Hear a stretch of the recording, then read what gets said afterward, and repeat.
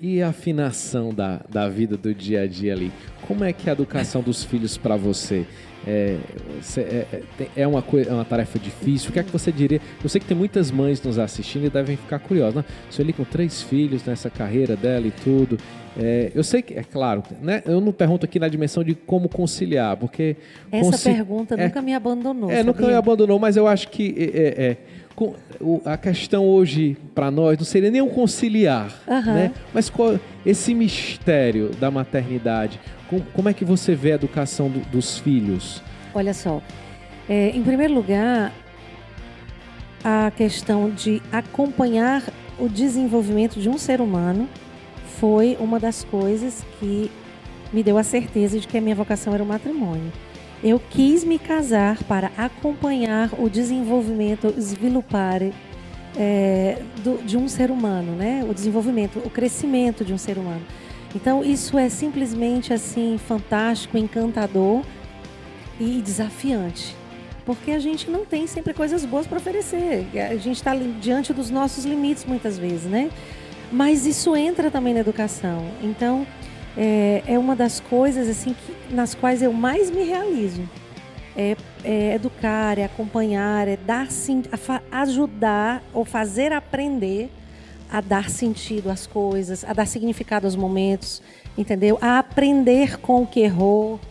Então é maravilhoso. Diante desses erros e acertos, o que é que você recomenda e o que é que você não recomenda nesse processo? Olha, o que eu recomendo é que os pais e as mães, a gente tem que se desestressar da preocupação de querer ser perfeito, né?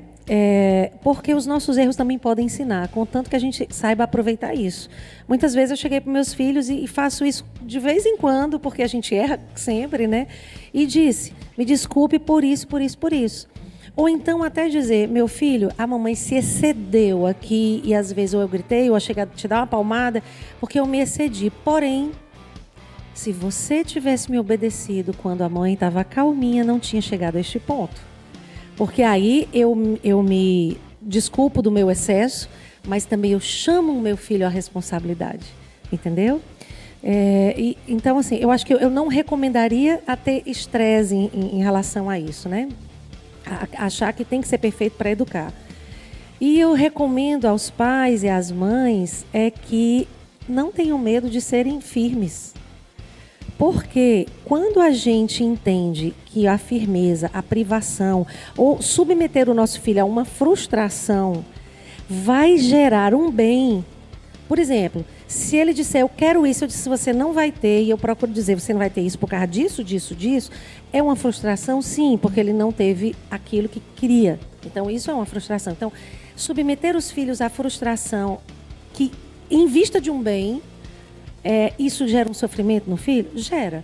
Então, eu recomendo, não tenha medo de fazer seu filho sofrer quando o sofrimento vem em vista de um bem. Remédio amargo tem que ser tomado porque cura? Tem que ser tomado. Então, não tem que estar ali, digamos assim, injeção, gente.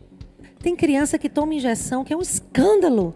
Meus filhos vão para o hospital, aí a minha filha recentemente foi para o hospital, precisou tomar soro. A enfermeira, com 8 anos...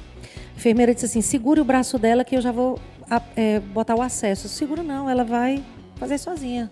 Nossa, já aprendeu. Ela ficou aqui, e a Bela, olhe pra tia botando. Botou tia. E é bom ela ouvir isso também, né? E ela é bom ela ouvir você Sabe testemunhando publicamente, né? Não, eu confio que ela vai ficar. E ela deu conta do recado. Eu disse, minha filha, você é demais. Esse elogio faz...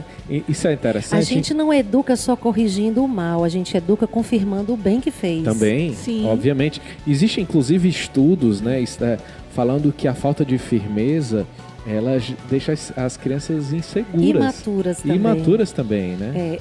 Outro momento maravilhoso que eu vivi com os meus filhos foi, eu me perguntava, quando eu vou falar sobre a morte, como vai ser isso? É um grande desafio que eu sabia que em algum momento eu ia viver. Até um dia que meu esposo me acorda e diz, teu tio faleceu. Eu disse, é hoje. É hoje. E aí eu avisei para as crianças, eu e meu esposo fomos para o velório e depois meu esposo voltou para casa para pegar os 2 mais velhos.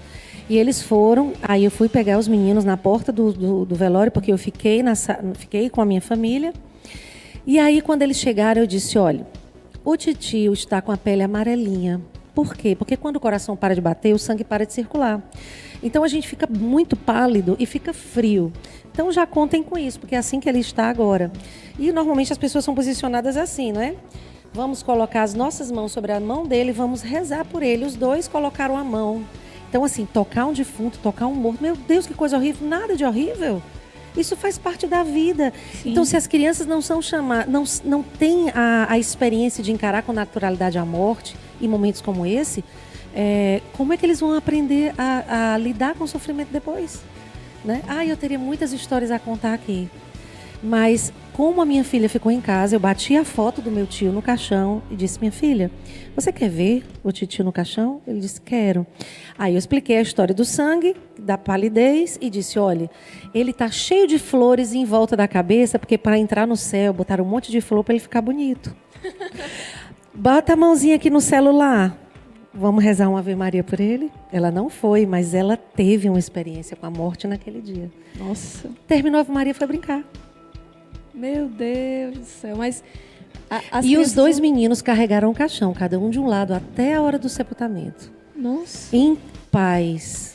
Em paz. Mas é interessante elas também, como você disse, irem sentindo a experiência do sentido de cada coisa. Exatamente. Que elas vão vivendo na vida. Eu passo por isso, porque futuramente, quando eu viver essa situação, eu vou saber que a minha mãe me educou nesse sentido, né?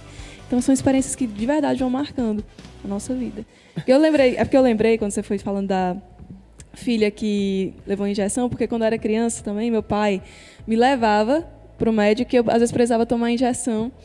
E aí ele olhava para mim e dizia assim, você vai serrar seu dente e você vai dizer que você é forte. Aí valeu. Eu sou forte. Aí depois ele já passou já, mas porque meu pai naquele momento não quis mascarar a dor. Exatamente. Mas quis que eu a vivesse. Né? Tem que ensinar a viver a dor do jeito que ela está ali. Porque virão maiores. Se a gente não assume as menores, quando vierem as maiores, como vai ser?